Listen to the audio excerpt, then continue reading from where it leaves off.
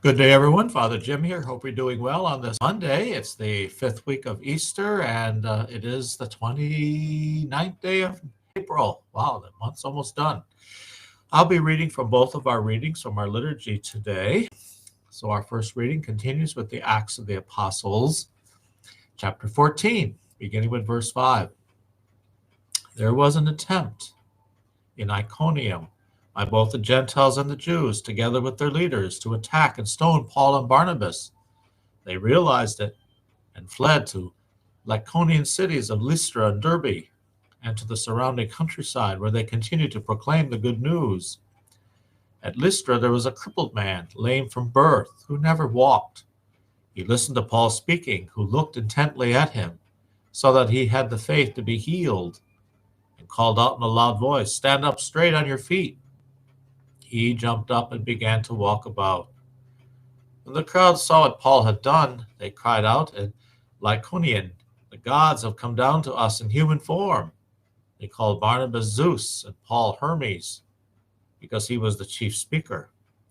And the priest of Zeus, whose temple was at the entrance to the city, brought oxen and garlands to the gates, for he, together with the people, intended to offer sacrifice. The apostles Barnabas and Paul tore their garments when they heard this and rushed out into the crowd, shouting, "Men, why are you doing this? We are of the same nature as you, human beings. We proclaim to you good news, that you should turn from these idols to the living God, who made heaven and earth and sea and all that is in them. In past generations he allowed all Gentiles to go their own ways, yet in bestowing his goodness he did not leave himself without witness.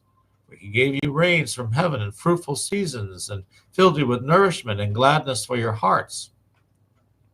Even with these words, they scarcely restrained the crowds from offering sacrifice to them.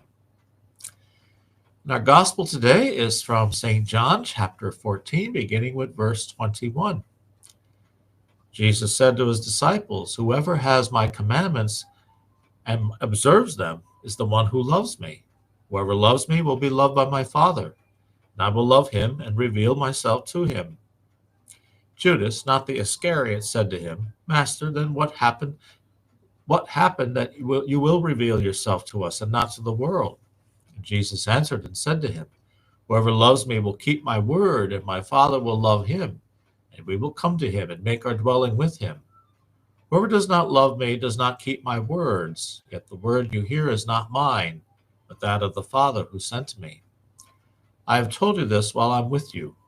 The Advocate, the Holy Spirit, whom the Father will send in my name, will teach you everything and remind you of all that I told you." Well, our gospel today, Jesus is promising that Holy Spirit to the apostles, and he tells them that the Spirit will teach, remind them of all that Jesus has already shared with them in his ministry. We should take note of these verbs, teach and remind, where they tell us much about the Holy Spirit's mission.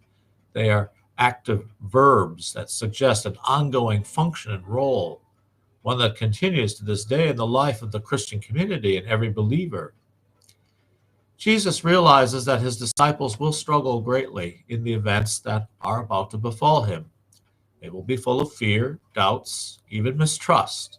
And so they will need the power and the inspiration of that Holy Spirit if they're to recover their equilibrium and ultimately embrace their mission. Therefore, the promise of the Spirit is important for them and also for us. As the Spirit teaches and reminds us, he brings us deeper into the teachings of Jesus and the true meaning of his commandments. Today, we still very much need that inspiration and guidance.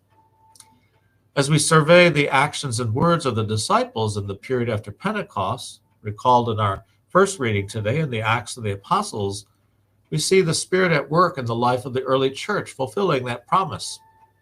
Paul and Barnabas stand before us as great examples of how the Spirit can change hearts, inspire and console us, teach us, and most importantly, remind us of what is most essential to the gospel message.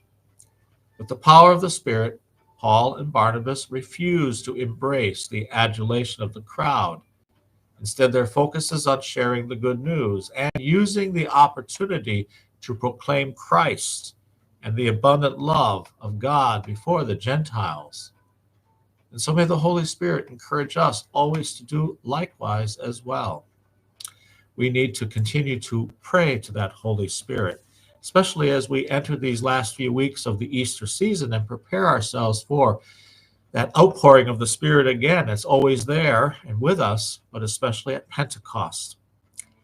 Well, I hope your Monday's going well as we start this new week together. Let's keep praying for one another, keep holding on to that faith, keep Jesus firmly fixed in your hearts, and keep asking the Holy Spirit to guide us along the way.